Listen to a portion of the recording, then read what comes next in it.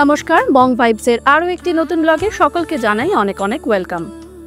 এবছরের লক্ষ্মী পুজোটা আমার কাছে ছিল একদমই অন্যরকম, কারণ এবছর আমি লক্ষ্মী পুজো কাটিয়েছি আমার বাপের বাড়িতে। পুজোর সময় যেহেতু নবদ্বীপ গিয়েছিলাম, অর্থাৎ আমার বাপের বাড়ি, তো মা বলল, বাবাও বলল যে এবছর লক্ষ্মী পুজোটা এখানেই কাটিয়ে যান।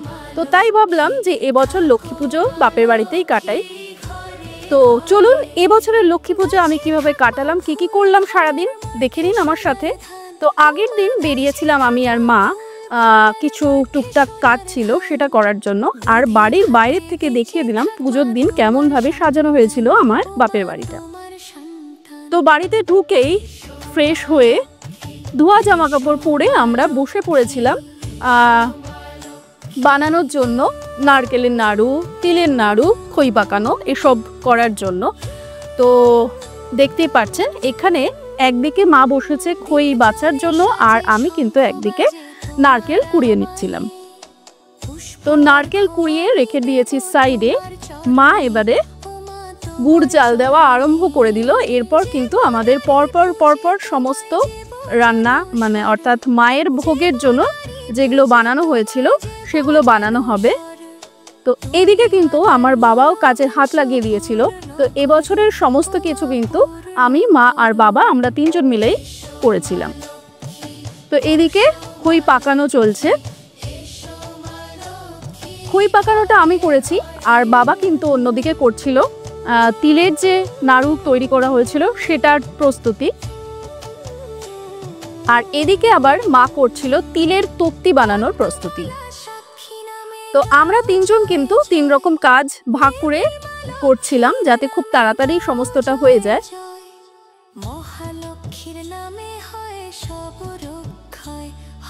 তো তিল যখন আমাদের পাকানো হয়ে যায়, তো যেহেতু তিলটা খুব তাড়াতাড়ি আবার ঠান্ডা লেগে শক্ত হয়ে যায়, তো তিনজন মিলে হাত লাগিয়ে তিলের নাড়ুটা তৈরি করছিলাম। সবাই মিলে কাজ করলে কিন্তু বেশ ভালো লাগে, খুব মজা লাগে, আর পুজোর কাজ একসাথে করতে তো বেশ ভালো লাগে। তো সত্যি কথা বলতে এই বছরের লক্ষ্মী পুজোটা একদমই অন্যরকম ছিল, আর খুব ভালো ছিল, ভীষণ মজা করেছি আমি।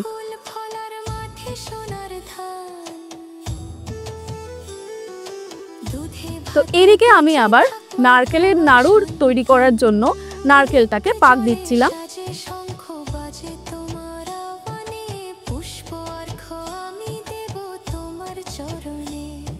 তো মোটামুটি রাত্রেবেলার মধ্যেই কিন্তু আমাদের নারকেলের নাড়ু, তিলের তক্তি, খই পাকানো সবটাই হয়ে গেছিল। তো দেখতেই পাচ্ছ তিলের তক্তি করে রাখা হয়েছে, নারকেলের নাড়ুও পাকানোর পর আমি নাড়ুটা বানাচ্ছিলাম। তো এই করতে করতে কিন্তু আমাদের রাত্রেবেলাতেই সমস্ত করে ফেলেছিলাম।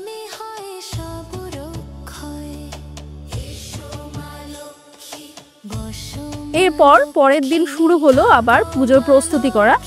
তো পরের দিন সকালে উঠে স্নান করে কিন্তু আমি লেগে পড়েছিলাম পুজোর যে ভোগ রান্না হবে তার আনাজপত্র কাটাকুটির জন্য। তো এবছর যেহেতু মা পুজো করেছে, তো সারাদিন উপোস আমি করেছিলাম, তবে আমি একদম লাস্টে গিয়ে পুষ্পাঞ্জলি দিয়ে মায়ের পুজো করেছিলাম। তো সকালবেলায় আমার মা যেহেতু পূর্ণিমা পড়ে গেছিল, তো প্রথমেই কিন্তু ঘট বসিয়ে পুজোটা সেরে ফেলে। যেহেতু আমার মার অপারেশন হয়েছে অনেকবার, তো উপোস করে থাকতে পারে না, তো সেই কারণে মা কিন্তু সকাল সকালই পুজোটা সেরে ফেলে। ফল প্রসাদ দিয়ে, নাড়ু দিয়ে কিন্তু পুজোটা মা সকালেই করে ফেলেছিল। আর অন্যদিকে কিন্তু আমি মায়ের ভোগের জন্য আয়োজন করছিলাম, সমস্ত ভাজাভুজি করা, সমস্ত আনাজপত্র কেটে রাখা, সমস্তটা দায়িত্ব আমার ওপরে ছিল। তো একদিকে মা করছিল পুজো, আর একদিকে আমি করছিলাম ভোগের আয়োজন।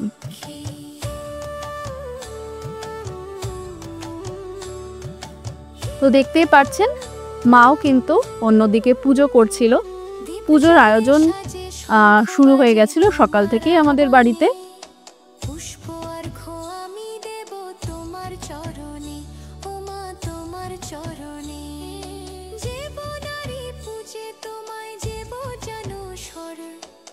অন্যান্য বছর যেহেতু কলকাতায় থাকি, একা থাকি, তো একাই মোটামুটি সব কিছুটা আমাকে করতে হয়।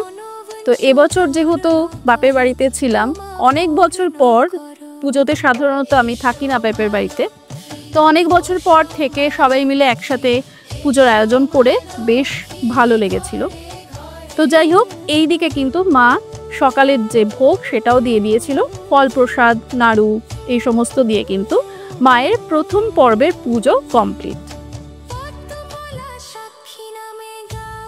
তো আমি আমার মোটামুটি কাজ কমপ্লিট করে সাইডে এবার বসে একটু রেস্ট নিচ্ছিলাম। তো মা পুজো সেরে এসে কিন্তু ভোগের যে মেন আইটেমগুলো অর্থাৎ খিচুড়ি, লাবড়া, চাটনি, সুজি, সমস্ত কিছু ওগুলো মাই রান্না করেছে। তো মাও আবার বসে পড়লো ভোগের রান্নার জন্য, আর আমি ছিলাম অবশ্যই কিন্তু হেল্পিং হ্যান্ড। তো আমি এখানে বসে আবার ময়দা মেখে দিচ্ছিলাম, লুচি তৈরি হয়েছিল বলে। তো ভোগে আমাদের ছিল এবছর পুজোতে খিচুড়ি, 5 রকম ভাজা, লাবড়া, চাটনি, সুজি, মালপোয়া আর খই, নাড়ু, এগুলো তো রয়েছেই, আর ছিল দই আর মিষ্টি।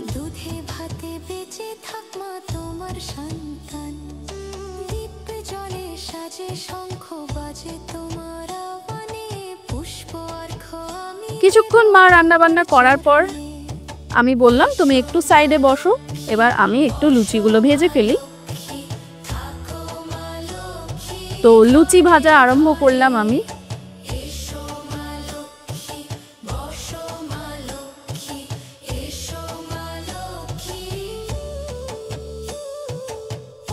এইদিকে কিন্তু এরই মাঝে ফলও বানিয়ে ফেললাম আমি বসে।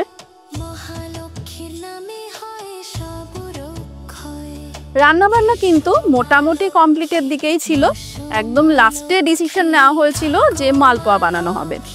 তো একদম লাস্টে মা সমস্ত রেডি করে আমাকে বলল মালপোয়াগুলো বানিয়ে ফেল। তো আমিও বসে কিন্তু টুকটুক করে মালপোয়াগুলো বানিয়ে ফেলেছিলাম। ব্যাস এই করতে করতে কিন্তু মোটামুটি সন্ধে হয়ে গিয়েছিল।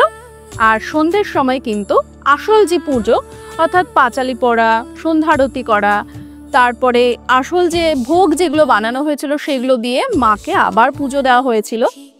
তো মা বসে পড়েছে পুজো দিতে, আমি ছিলাম পাশেই। আর আমার বাবাও কিন্তু এইসব কাজে ভীষণভাবে এক্সপার্ট। তো আমার বাবাও কিন্তু ধূপ ধরানো আরম্ভ করে দিয়েছিল। তো প্রত্যেক পদে পদে বাবাও কিন্তু ভীষণভাবে সাহায্য করেছে আমাদের।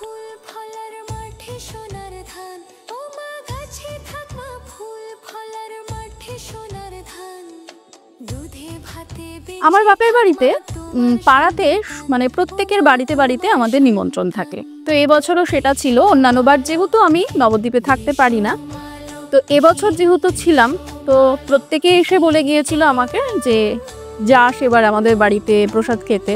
তো যাই হোক, পুজোর শেষে কিন্তু আমাদের আবার পাড়ায় পাড়ায় প্রসাদ খেতে যাওয়ার একটা ব্যাপার ছিল।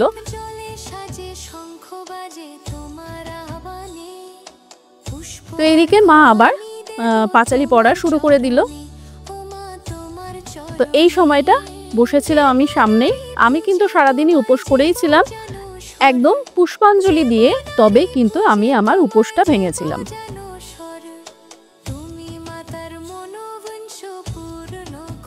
পাঁচালি পড়া কিন্তু কমপ্লিট। পাঁচালি পড়ে মা এবার সন্ধ্যারতি শুরু করে দিল। আশা করছি আজকের ব্লগটা আপনাদের ভালো লেগেছে। ভালো লেগে থাকলে কিন্তু অবশ্যই সাবস্ক্রাইব করে পাশে থাকতে হবে, আর পাশে থাকা বেল আইকনটা অবশ্যই কিন্তু প্রেস করে নেবেন, তাহলে আমার ভিডিওর নোটিফিকেশন আপনারা পেয়ে যাবেন। আর আজকের ভিডিও কেমন লাগলো অবশ্যই কিন্তু কমেন্ট করে জানাতে ভুলবেন না।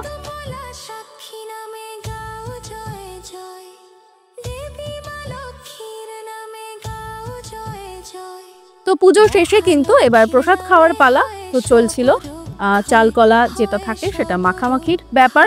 আর তারপরেই প্রসাদ খেয়ে আমরা বেরিয়ে পড়েছিলাম পাড়ায় যে সমস্ত বাড়িতে নিমন্ত্রণ ছিল সেখানে প্রসাদ খেতে। তো সেটা আর ভিডিওতে তুলে ধরিনি, ভীষণ টায়ার্ড ছিলাম। আশা করছি সবকিছু ভালো লেগেছে। ভালো লাগলে কিন্তু অবশ্যই জানাবেন, আর সকলে খুব ভালো থাকবেন। নমস্কার।